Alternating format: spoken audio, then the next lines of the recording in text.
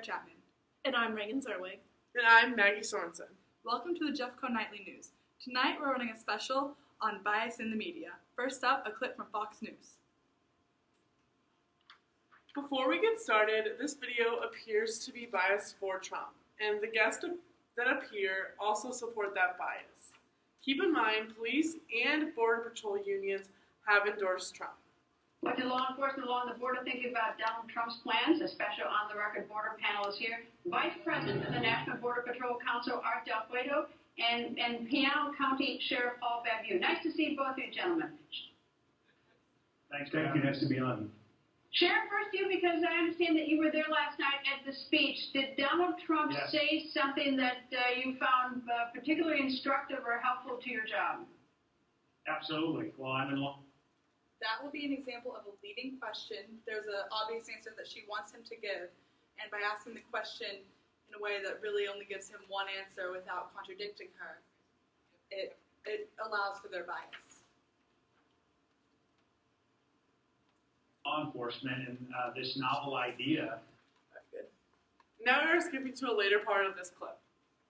Are heroes in the Border Patrol, and basically, as Art and other Border Patrol agents have told me, they feel they're handcuffed. Imagine a cop saying that they're handcuffed because they're disrespected because their authority as law enforcement, there's no consequences. Using words like this, like hero and handcuffed, is unethical journalism because it affects the pathos of the audience as opposed to the ethos, which is what a journalist should target. Now, he's not a journalist, but Fox News is endorsing him by allowing him to be a guest. Cases without any notice to appear back into our community. Well, they're not going to come back anyway. I mean, that notice to appear, what percentage actually appear? I was a criminal defense lawyer, and if you're going to mention statistics, have the actual statistics. It's unethical journalism to not be prepared for the piece that you're covering. Get a notice to appear in those instances. It's not likely you're going to.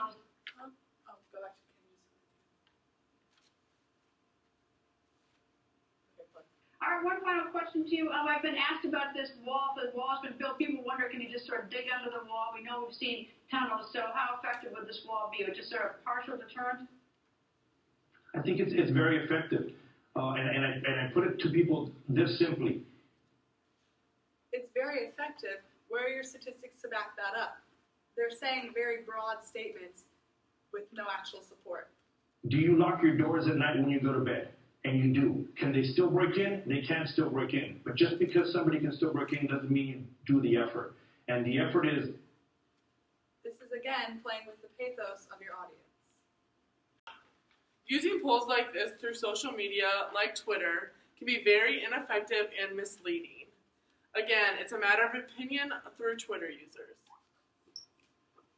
And now we'll look at a news clip from CNN News. Okay. Here's a clip from CNN News that has a bias against the wall. Well, it is going to start by being the biggest thing in the world we've seen like it in the modern world. This wall would be about 2,000 miles long in its completed stage. Already about 700 miles of the border have been covered by a fence of some sort. And if we wanted to just double that part, so we're not finishing it, but we're getting another 700 miles, to do that and put all the security you need to make that work would come out to a price tag of somewhere around $23 billion. That is a tremendous amount out there. And bear in mind, some of this is over terrain that is so rough, you may not even be able to build a wall there. Notice the way the reporter puts certain emphasis on key words and over-exaggerates adjectives. Then you have to add the cameras and the drones and the patrols and the motion sensors and the helicopters and everything to keep an eye on all this. This is absolutely a monumental task, Anderson, and that's one of the reasons so many of Donald Trump's critics are saying this idea is a fantasy. And I mean, governments all over the world have tried to... So he talks about words such as fantasy, monumental, tremendous. Using adjectives like these have a connotation that leave the audience with a negative opinion about the wall. They want the audience to side with them, so using those adjectives are swaying the audience. building walls, barriers. What have they shown us about how they do or don't work?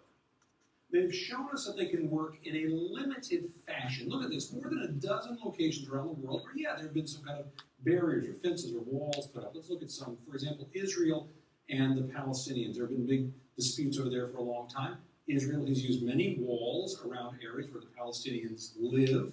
Israel says by putting these up, they've managed to cut down on terrorism. Palestinians say you've managed to cut into our human rights. So disputes on almost all of these properties. If you go over toward Kashmir and you look at what's happened between India and Pakistan, they've been working for many years there on a double row of electrified fences. A lot of talk about landmines in between them. Again, India says it makes us safer. Some of the Pakistanis very much disagree. And of course, probably the most well-known zone like this in the world is the demilitarized zone between North Korea and South Korea.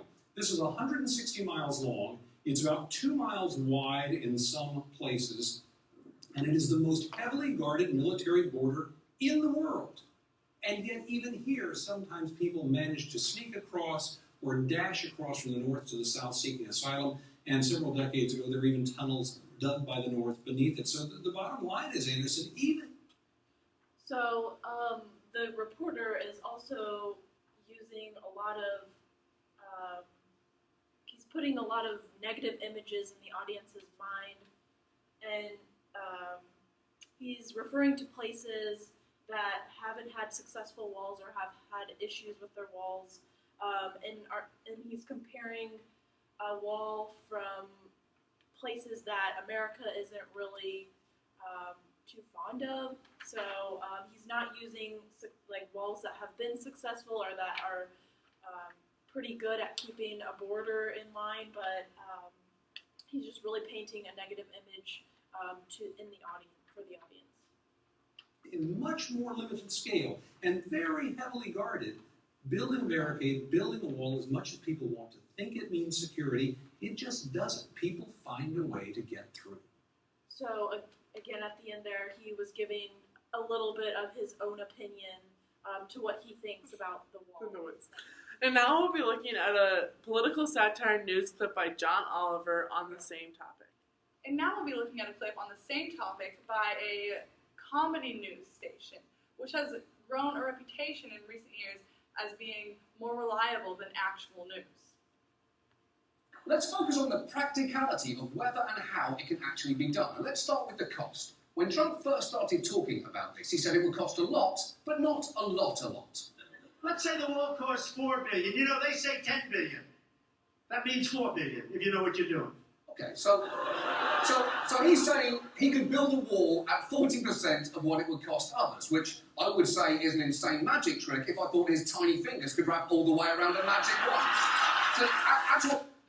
So here you see John Oliver going to clips of Trump actually speaking and then coming back and contradicting what he's saying when it is incorrect. Actual vote. But since then, his estimate has grown. The wall is going to cost $6 or $7 billion. The wall's probably $8 billion. A wall gets built. It's going to cost $10 billion to build the wall. Okay, it's a lot of money. It's a wall. The wall's going to cost $10 billion. Maybe 12, depending. Okay, so we've got... So here you see him finding actual clips of Trump, again, contradicting himself over and over again. So there's no real opinions here. It's all coming straight from Trump's mouth. From $4 to $12 billion. Donald Trump's margin of error is the entire GDP of Moldova. But still, fair enough. We're now at $12 billion. But to truly know the real cost, we're going to need to know what the wall is going to be made from. And if only Donald Trump could explain that to me like I'm a child. So, you're going to build the wall? What's it going to be made out of? Hey, that's a good question. Lift him up here. Bring him up here. What are the walls going to be made of? I'll tell you what it's going to be made. It's going to be made of hardened concrete, and it's going to be made out of rebar and steel. Okay. First, Trump is holding that child less like a human being and more like a cat he just gave a bath to.